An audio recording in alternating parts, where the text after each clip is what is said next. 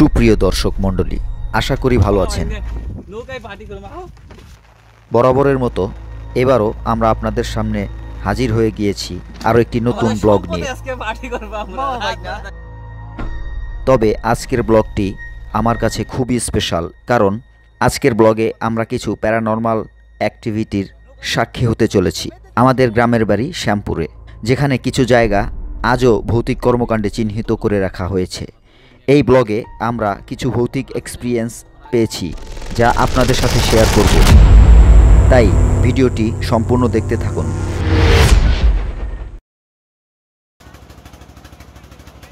টানা কয়েকদিন ডায়াবেটিক্স রোগীর মতো বৃষ্টি হচ্ছে। আকাশটাও সবারই একটা ইচ্ছা ছিল এরকম একটা বৃষ্টির রাতে সারা রাত নৌকায় বসে কাটাবো। আজ সেই সুযোগটা কাজে লেগে গেল। গ্রামের একটা দোকান থেকে পলিথিন কিনে নিলাম নৌকায় একটা ওয়ান টাইম শেড তৈরি করব বলে।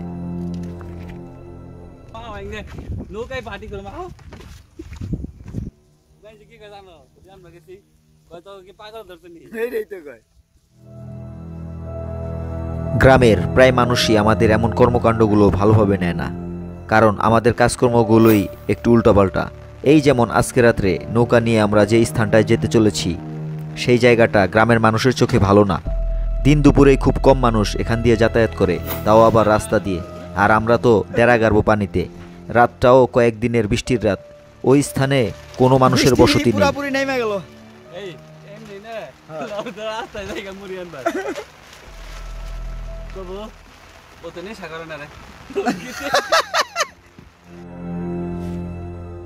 আমাদের দুজন সাথী বাসায় রান্নাবান্নার কাজ করছে, আর আমরা এই ফাঁকে নৌকায় শীট তৈরির কাজটি সম্পূর্ণ করে নিচ্ছি। কিন্তু বৃষ্টির জন্য নৌকায় বারবার পানি উঠে ভরে যাচ্ছিল, আর তাই দেরি হয়ে যাচ্ছিল। এখন রাত বাজে প্রায় 7:30টার মতন। আশা আছে রাত 9টার ভেতরেই রান্না করা খাবার দাবার নিয়ে আমরা নৌকায় উঠে পড়তে পারবো। আমরা আজকের ভ্রমণটি করার আগে কিছু বিষয় নিয়ে আলোচনা করে নিয়েছিলাম, যেমন এই পৃথিবীটা কি শুধু আমাদের মানুষ জাতিকেই দেওয়া হয়েছে, নাকি জিন মানুষ উভয়কেই? যদি দুজনকেই ভাগ করে দেওয়া হয়ে থাকে, তবে কোথায় কোথায় কাদের কোন জায়গাগুলো দেওয়া হয়েছে? যেহেতু মানুষের চাইতে ওদের সংখ্যা বেশি, ঠিক সেই অনুরূপ পৃথিবীতেও স্থল ভাগের চেয়ে পানির ভাগ বেশি। তাই ধরে নিতে পারি ওদের প্রভাব বেশি বিস্তার করে পানিতে বা তার আশেপাশে। এবার নৌকা নিজেদের নৌকা। আমরা এই রাত বাজে এখন কয়টা? 8টা। রাত ভরে থাকবো এখানে। আজকে সারা রাত আমরা এই পানির সংস্পর্শে থাকবো। আমরা নৌকায় থাকবো, দেখবো বেদেদের জীবন কেমন উপভোগ করবো। আমরা এখন এই 2 কেজি আলু, 15টা ডিম আর 15টা ডিম আর কারি আছে আর মুড়ি দিয়ে মাখায়া। হ্যাঁ, আমাদের শেডটা দেখাও না, ভালো রাইতে থাকবো। আরে শেড তো আমি বাইরে তো দেখাবো। শেড দেখাইতাছি, এই যে শেড দেখেন। ঠিক আছে, আমাদের সঙ্গে থাকবেন।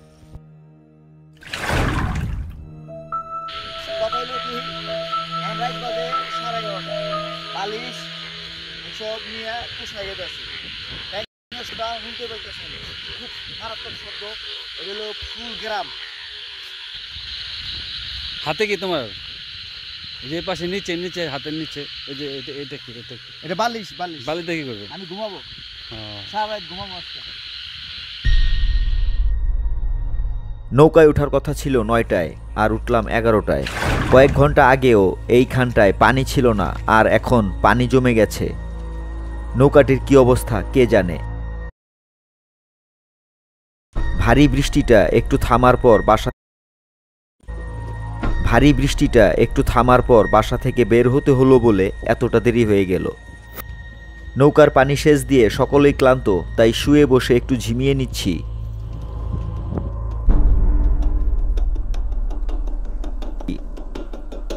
ওদিকে ছোট ভাই হাইলাপাড়ার উদ্দেশ্যে নৌকা বাইতে শুরু করে দিয়েছে। চারপাশে পলিথিনে আবদ্ধ থাকায় ভিতরে অনেক গরম আঁচ করতে পেরে 2 পাশ থেকে পলিথিন উঠিয়ে নিয়েছি, কারণ বৃষ্টিটা ভালোই থেমে গেছে। যদি এই মুহূর্তে ভারী বৃষ্টি এসে পড়ে, তাহলে বাতাসে বাউরি এসে আমাদের সবাইকে ভিজিয়ে ফেলবে। প্লাস ভেতরে বাতাসের ঊর্ধ্বমুখী চাপ সৃষ্টির ফলে আমাদের নৌকার শেড উড়ে যেতে পারে। কিছুক্ষণ আগেই আবার বৃষ্টি শুরু হয়ে গেছে। বাইরে বাতাসও বইছে, যার কারণে নৌকা চালাতে কষ্ট হচ্ছে। বিধায় নদীতে নৌকাটিকে একটি খুঁটির সাথে বেঁধে রাখছি আপাতত। একটু খেয়ে দিয়ে নেই। টিভি চলছে একটা ইমরান, গান ছাড়ি দিতে হবে, ডিজে গান। হ্যাঁ হয় যে এটা ডিসপ্লে। ও লাগবে কি লাগতো।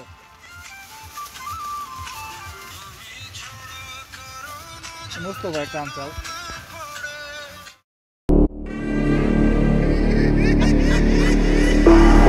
পলিথিন উঁচু করে আপনাদের দেখাচ্ছি। এই যে এইটাই হাইলাপাড়া। আমরা অনেকটাই কাছে চলে এসেছি। ঘটনাটা শুরু হয় এখান থেকেই, কিংবা অলরেডি শুরু হয়ে গিয়েছে। এটা বুঝতে পেরেছিল ছোট ভাই ইমরান। আর ওই পাশে দেখা যাচ্ছে হাইলাপাড়ার মুখ প্রবেশপথ।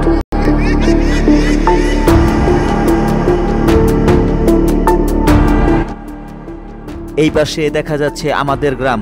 এই পথেই আমরা এসেছি।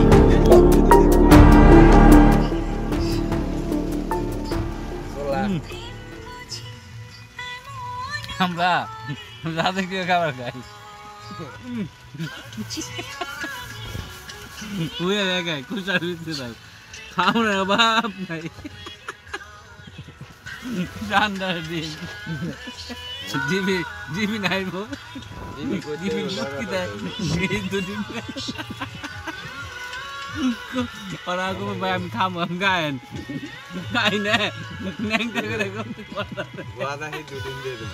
তাও দিবি সারল হম যে আপনি আসেন, আপনার জন্য খাবার আছে টানে আধার পারে না তোরা।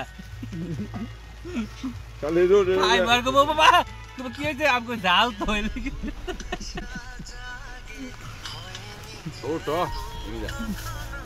তোমরা ব্যাক হইয়া বললা কে আরাম পাইয়া হইয়া বললা আমরা একটা গেম খেলছি, প্রাকৃতিক গেম। হাফটা পড়ে গেলে কিন্তু হ্যাঁ রেডি রেডি। এই যে হাফ ফালা থাকে, হাফ ফালাস খেলি। এই মুহূর্তে নৌকাটি কেউ ডানে বামে ঠেলে নিয়ে যাচ্ছে। এটা ইমরান বুঝতে পেরে আমাদেরকে বারবার বলেই যাচ্ছিল। খোশ গল্পের মাঝখানে আমরা তখন কোনো গুরুত্ব দেইনি। আচ্ছা ও যদি অলয় না মিলে পড়ে গেলে বাদো। ঘড়িতে এখন সময় রাত ৩টা বাজে। একটা লোহার খুঁটির সাথে নৌকাটি বাঁধা অবস্থায় আছে, আর বৈঠাটিও পলিথিনের সাথে বেঁধে পানিতে ফেলে দেওয়া হয়েছে, যেন শীতটি টান টান থাকে এবং পানি গড়িয়ে নিচে পড়ে যায়।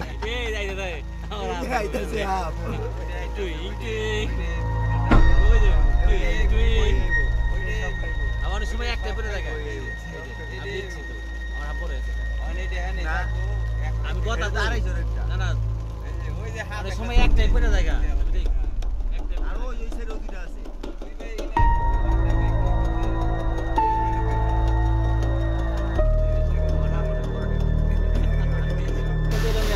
আকাশের অবস্থা অনেক খারাপ এই মুহূর্তে। আবার প্রচন্ড বৃষ্টি শুরু হয়ে গেছে। এখন কয়টা বাজে? রাইট বাজে 3:31। 3:31। আমরা এখনো নদীতে আছি। নৌকার বাঁধন খুলে গিয়ে হাইলাপাড়ার তীর ঘেঁষে আমাদেরকে ভাসিয়ে নিয়ে চলে যাচ্ছে, অথচ আমরা কেউ বুঝতেই পারছি না। কারণ প্রচণ্ড বৃষ্টি শুরু হয়ে গিয়েছে বলে সবাই নৌকার ভেতরে গুটিসুটি হয়ে বসে আছি। লম্বা তো বাতাস কম করতে লাগে, একবার এসে বাতাস খেয়ে দিক যায়, একবার এসে বাতাস খেয়ে দিকে যায়, খেলতেছে।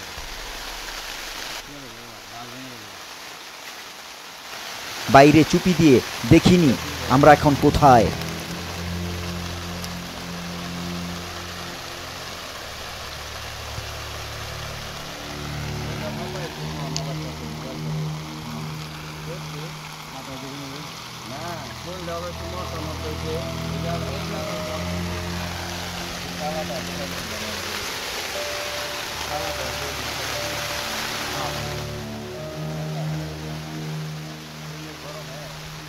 শিডের ওপর পানি ঝুলে যাওয়ার কারণ হলো বৈঠাটি খুলে গেছে, তাই পলিথিন লুজ হয়ে ঝুলে যাচ্ছে। এটা আমরা তখনও কেউ বুঝতেই পারছি না।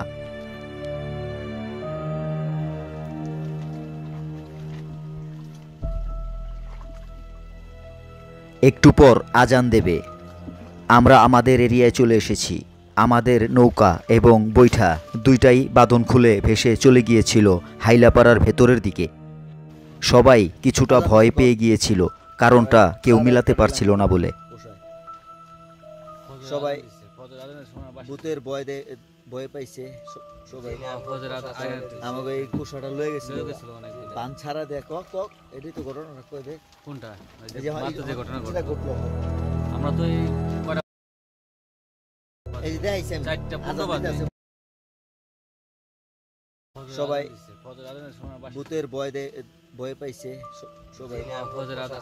আমাকে এই কুশাটা লয়ে গেছিল পান ছাড়া দেখ এটাই তো ঘটনা কোনটা এই যে ঘটনা ঘটলো আমরা তো এই কয়টা পর্যন্ত আছি এখন এই যে দেখাইছি আমি 4টা 15 বাজে এই পর্যন্ত আমরা এই জায়গায় এই 10টা থেকে শুরু করছি, এই পর্যন্ত কোনো ঘটনা ঘটে নাই। আমরা তো জিন নিয়ে কথাবার্তা কইতেছি।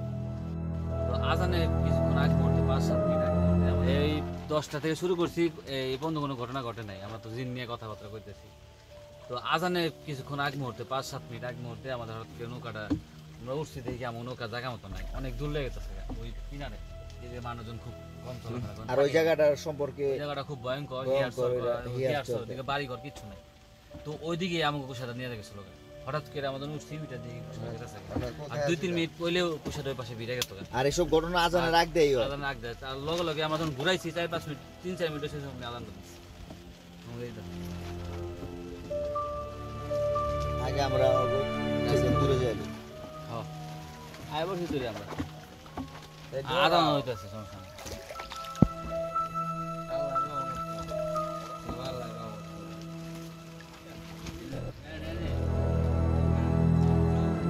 আমরা যত সব ভৌতিক গল্প শুনেছি তার মধ্যে আজানের সময়টা সবচেয়ে বেশি জড়িত। আমরাও আজকে এই সময়টার মর্ম বুঝতে পেরে আরও মনে ভয় ধরছে। সেটা হলো আমাদের আর ওদের মধ্যে সময়টাও ভাগ করে দেয়া হয়েছে। আমাদের আখড়ার মতো ওদেরও বিভিন্ন জায়গায় আখড়াগারা আছে, বিশেষ করে যেখানে মানুষের বসতি কম বা নেই বললেই চলে, যেমন এই ধরনের জায়গা।